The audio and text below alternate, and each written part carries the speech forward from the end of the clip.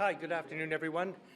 As you know, I had the opportunity to meet with Prime Minister Carney last week and discuss the circumstances facing our country, especially in advance of an important budget that we all know is going to be announced on November 4th.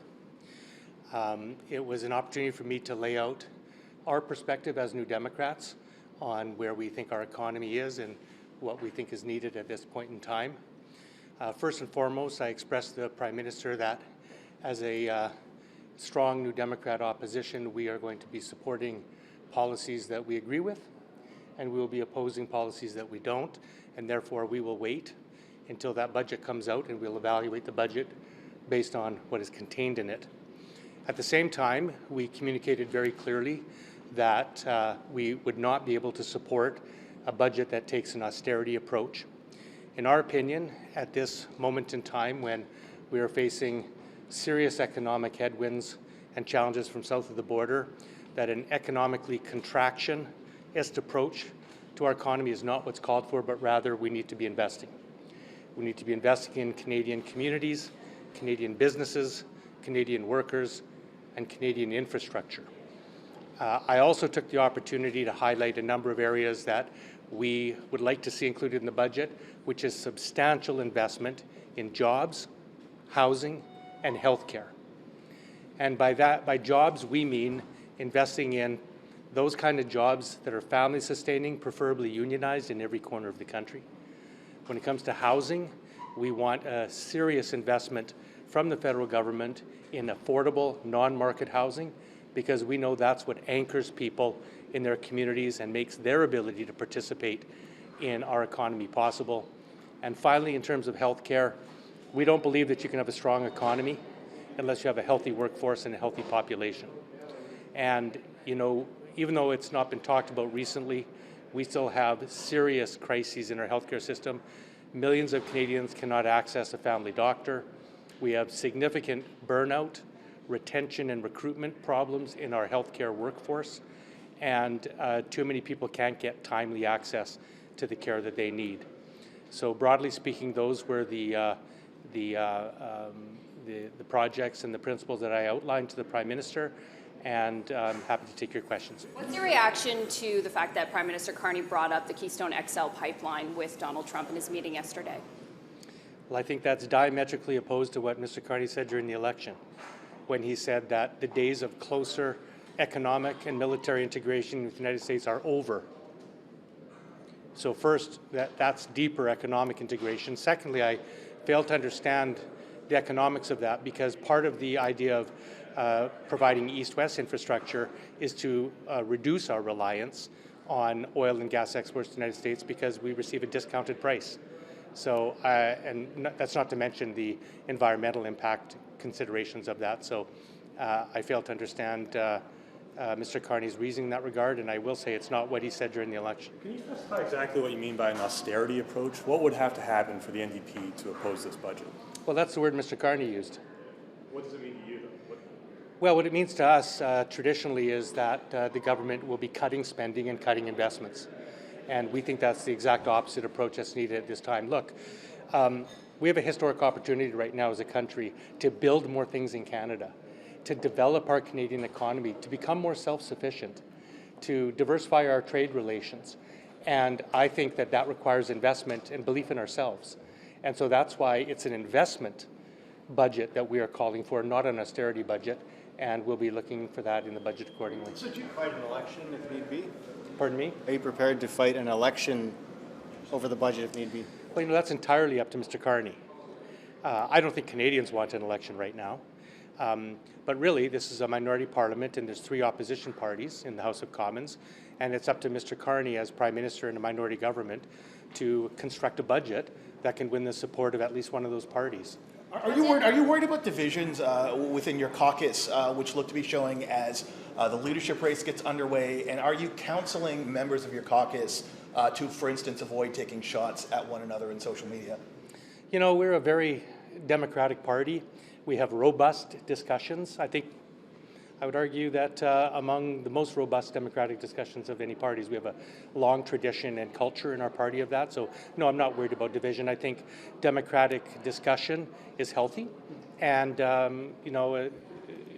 I think sometimes democracy can be expressed in robust ways. So I look forward to a really healthy discussion. Do you agree with Ms. McPherson that the party needs to drop some shrinking into some sort of purity test to broaden its appeal to Canadians and get viable again? You know, as the interim leader, I'm remaining neutral in this, and I'm leaving I'm leaving the leadership discussions to the leadership candidates for comment. Mr. Davies. Pipeline and on the environmental concerns specifically, do you feel like Mark Carney is turning his back on Canada's emission targets?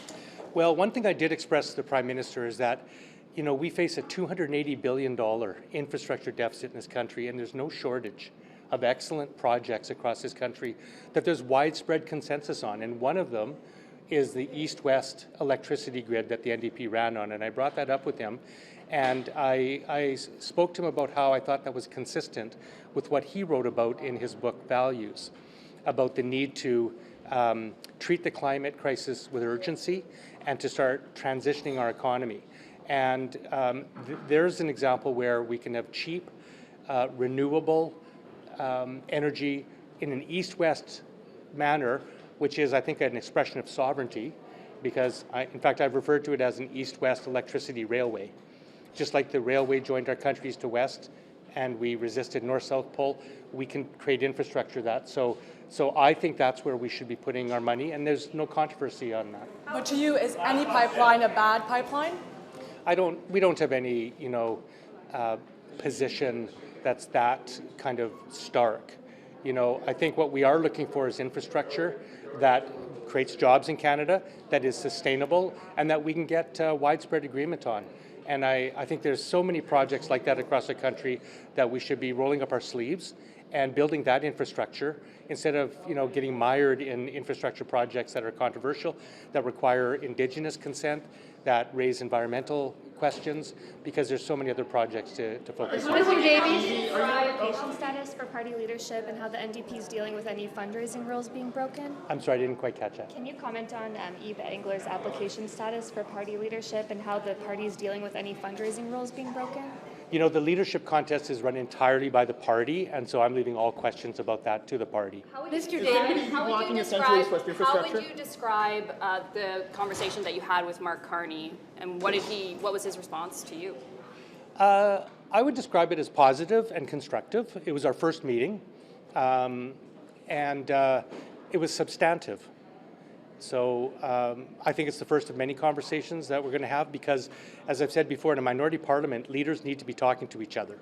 If we're going to be confronting the serious issues facing our country, we're going to need, I think, good ideas from all sides of the House. And as I've said many times, no party has a monopoly on good ideas, and it's going to require cooperation. And I hope we've started to build that relationship. Did you make any specific requests, and did he make any promises? We didn't make any specific requests. We don't have a shopping list. We're not bargaining either in public or privately. What we are doing as New Democrats is laying out our vision of what's required for our country going forward, very transparently. And do you have another meeting set up with him? Not yet, not at the moment. Sorry, how can Mr. Carney make a budget, though, that the NDP would support if you're not telling him the specific things that you want in there to be able to actually support it? Well, it's his budget. They're the government. You're going to have to vote for it, make a decision on whether or not there's going to be an election. The Conservatives aren't, the Bloc's not going to. It's coming down to you. Well, we don't know what the Conservatives and Bloc are going to do. They've taken a similar position where they've laid out some of their concerns that would have to be met. I think in their case it's the deficit. So both the Conservatives and Bloc seem to want an austerity budget where they're more concerned about the deficit than they are about other things. New Democrats are concerned about investment. We don't want a cutting budget. We want an investing budget.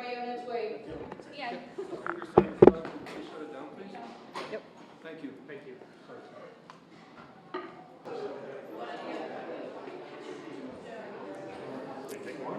Thank you. Yeah, sorry, I don't know if that was it or not, but it happened. Clarify specifically whether you gave Mr. Carney a red line on the budget, or it's just an austerity approach, broadly speaking, and you'll have to consider it once you see it. Yeah, there are no red lines. We're not expressing that, and nor were we bargaining. It was our first opportunity to sit down and talk.